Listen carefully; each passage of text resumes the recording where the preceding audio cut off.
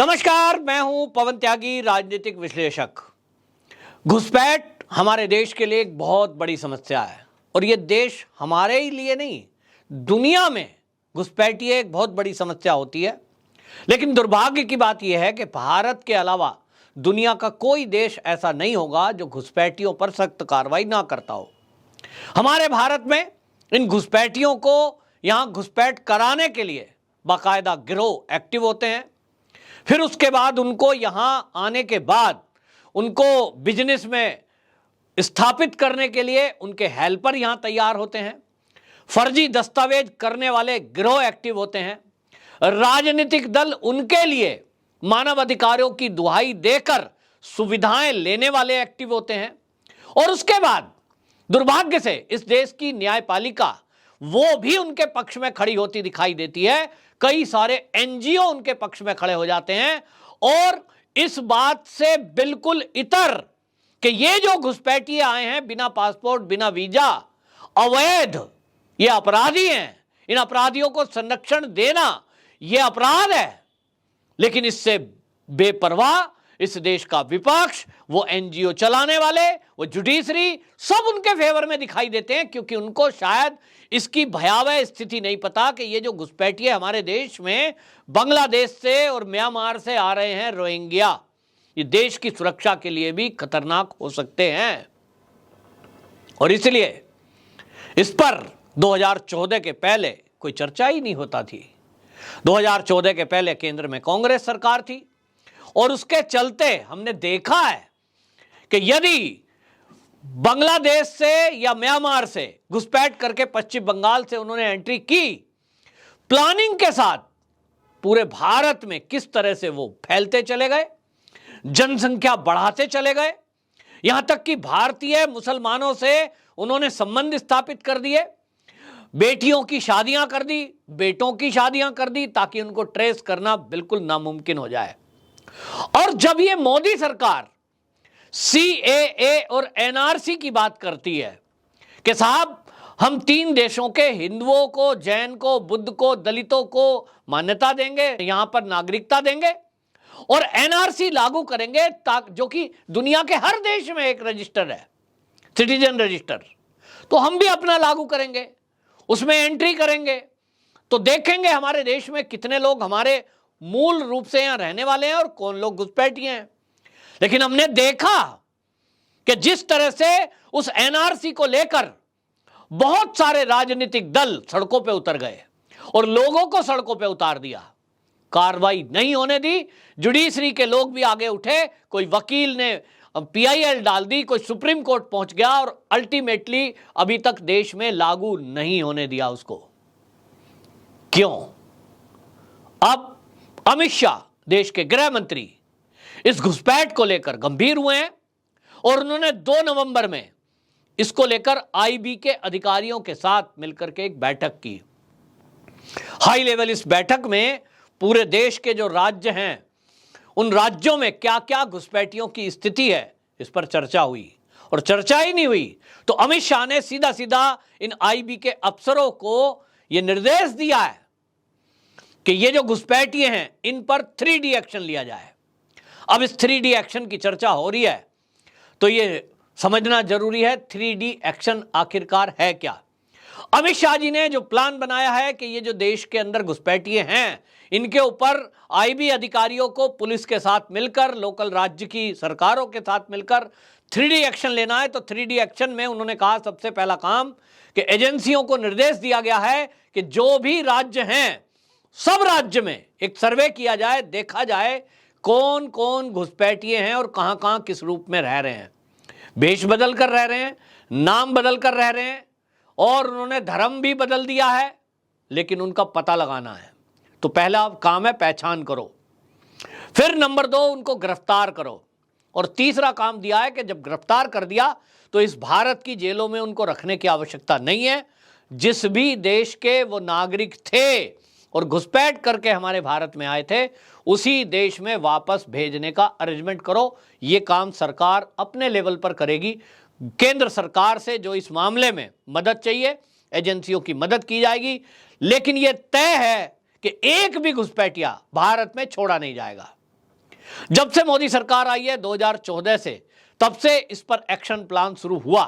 केंद्र सरकार ने अपनी मंशा जताई कि घुसपैठियों पर सख्त एक्शन लेंगे, लेकिन जिस तरह से इस देश के राजनीतिक दल उन घुसपैठियों के पक्ष में खड़े हो गए, इस देश की न्यायपालिका उनके पक्ष में खड़ी हो गई, बहुत सारे एनजीओ उनके पक्ष में खड़े हो गए, एक बड़ी दीवार इन्होंने बीच में खड़ी कर दी केंद्र सरकार के एक्शन और घुसपैठियों के बीच में।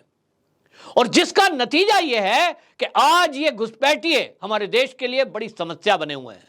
शुरू में कुछ लोगों को लगता होगा कि बांग्लादेश में गरीबी है, बेरोजगारी थी, इसलिए ये घुसपैठिए आ गए, गरीब हैं बेचारे, खाली पेट आए, इनसे हमारे देश को क्या समस्या हो सकती है।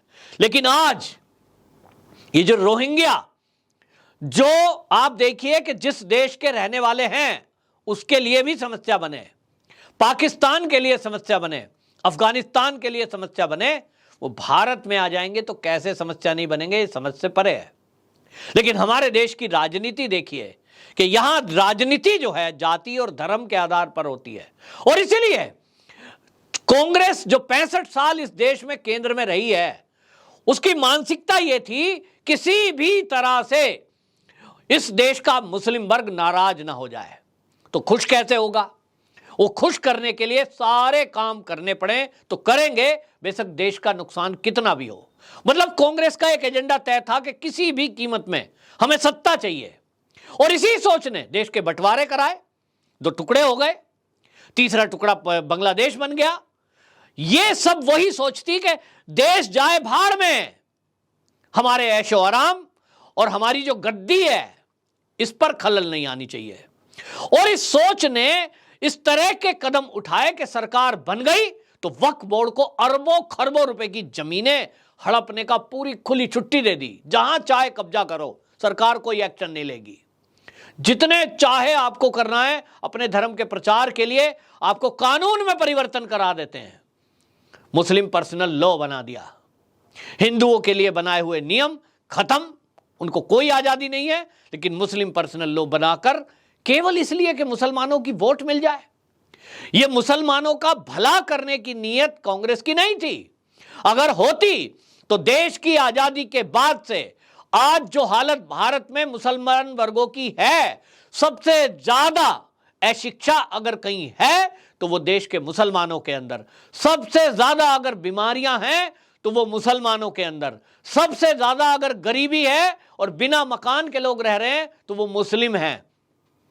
कांग्रेस ने उनका भला सोचा नहीं है। अगर सोचती, थोड़े से थे, सबको आज मकान अपना होता, गवर्नमेंट सबको मकान दे देती। कोई भी इस देश का मुसलमान बिना पक्के मकान के नहीं रहेगा, कोई भी इस देश के मुसलमान के बच्चे अशिक्षित नहीं रहेंगे, कोई भी इस देश का मुसलमान जो बड़ा होता है, बच्चे बड़े हो गए, बेरोजगार नहीं रहेगा। इस तरह की योजना बनाते तो शायद आज देश का कोई मुसलमान बेरोजगार नहीं होता, कोई बीमार नहीं होता और कोई बिना मकान नहीं होता। ये काम आज मोदी जी को करना पड़ रहा है। मुसलमान आज सोचने को मजबूर है। कांग्रेस ने केवल वोट की तरह यूज किया, सत्ता में काबिज रहे, और इसी खुश करने के चक्कर में घुसपैठियों को भी यहां पर बसाने का काम किया कि आप बसिए। पता है कि गिरोह एक्टिव हैं, पता है कि फर्जी आधार कार्ड, पैन कार्ड, बैंक खाते खोले जा रहे हैं, पता है कि देश के संसाधनों पर हक जमा रहे हैं, उनको सब पता है कि देश के संसाधनों पर ये कब्जा करके देश के लिए समस्या पैदा कर रहे हैं।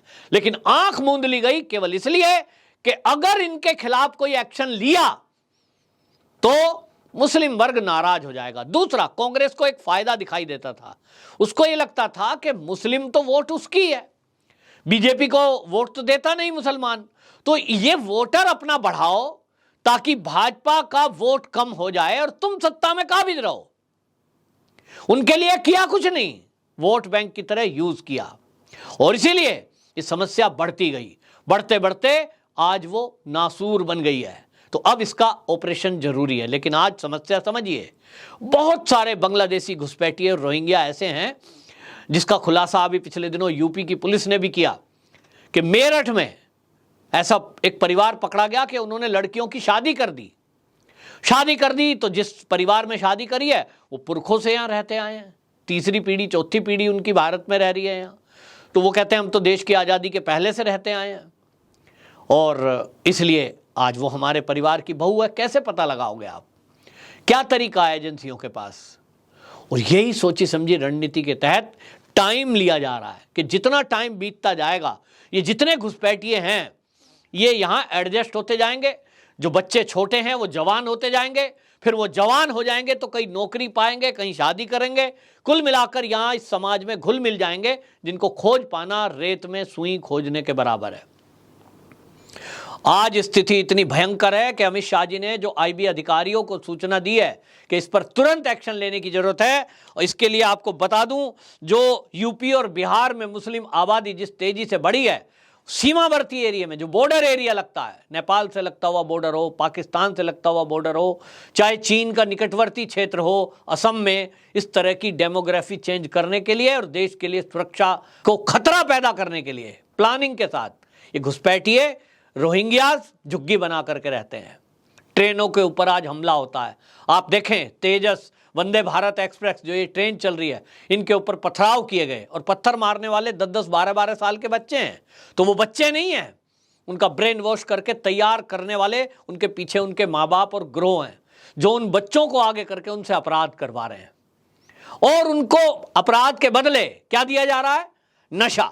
आप देखें, जाएं जरा बांग्लादेशी और रोहिंग्याओं के बीच में, आपको वो एक सूंघता हुआ केमिकल मिलेंगे, सगरा शराब सिगरेट पीते हुए मिलेंगे, यानी घटिया तरह का नशा करते हैं जिसके कारण उनकी मौत भी जल्दी होती है। टूल की तरह उन्हें इस्तेमाल किया जा रहा है, लेकिन देश को नुकसान पहुंचाया जा रहा है। एक रिपोर्ट आई है जो आईबी की, उसमें बड़े चौंकाने वाले खुलासे हुए कि यूपी में महाराजगढ़, सिद्धार्थनगर, बलरामपुर, बहराइच, श्रीवस्ती, पीलीभीत, खीरी, इन एरिया में उन्होंने बताया कि 1047 गांव में उनमें से 303 गांव ऐसे हैं जिसमें ये घुसपैठिए मुसलमानों की संख्या 50% हो गई है। और इसके कारण ग्राम का प्रधान उन्हीं रोहिंग्याओं में से बनेगा, वहां की एमएलए उन्हीं में से बनेंगे, उसके बाद राजनीति में आएंगे। खोजते रहिए आप, कार्रवाई कैसे होगी। तो ये बड़ा दुष्चक्र चल रहा है। लेकिन आईबी को जो सख्त आदेश अब अमित शाह ने दिया है, इसके बाद अगले आने वाले दिनों में इन पे एक्शन लिया जाएगा। और जो बहुत जरूरी भी है, आपके आसपास भी यदि कोई ऐसी एक्टिविटी है, आपके आसपास भी यदि कोई ऐसी गतिविधि हो रही है और आपको लग रहा है कि ऐसा कोई आभास है कि ये घुसपैठिए हैं, तो आप जरूर उसकी जानकारी आईबी को, केंद्र सरकार को, या फिर आप अगर उत्तर प्रदेश में हैं तो योगी सरकार को, पुलिस को जरूर दीजिए, ताकि जो 3D action plan Amit Shah ने बनाया है उसको इंप्लीमेंट किया जा सके। घुसपैठ पर जो अभी तक ये विस्फोटक स्थिति बनी है, इसके लिए आप क्या समझते हैं? अपनी राय जरूर कमेंट बॉक्स में दें। वंदे मातरम।